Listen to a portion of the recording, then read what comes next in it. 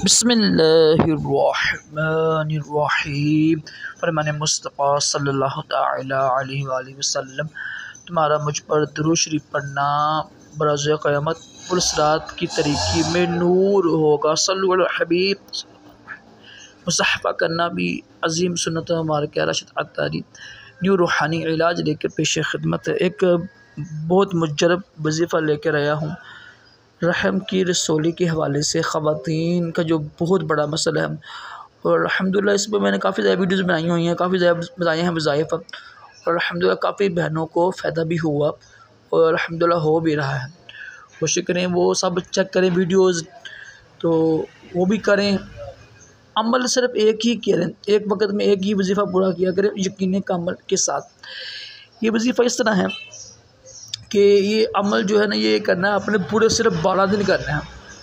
12 दिन अमल कीजिएगा। करना किस तरह है, हर नमाज के बाद ना एक गिलास ले लें आप। फजर की नमाज के बाद, ज़ोहर की, हर नमाज के बाद एक गिलास लेकर, आधा गिलास लेकर उस पर अव्वल आखिर 12 बार दुरूद शरीफ पढ़ के ना, कोई सा भी दुरूद इब्राहिम पढ़ लें। दुरूद इब्राहिम पढ़ के 12 बार और 1200 मरतबा या सलाम पढ़ें और उस पर दम करें, वो पानी पी लें।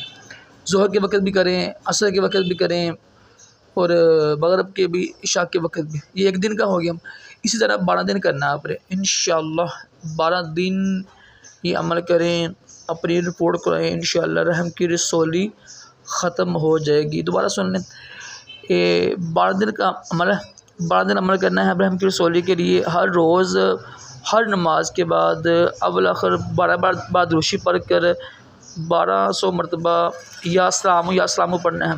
पढ़ कर दम करें गिलास पानी में, वो पानी पीने। फिर ज़ोहर के वक़्त दम करें, 5 नमाज़ों के बाद दम करके पानी पिएँ। 12 दिन ये अमल करें, फिर रिपोर्ट कराएँ, इंशाअल्लाह रहम की रसूली ख़त्म हो जाएगी।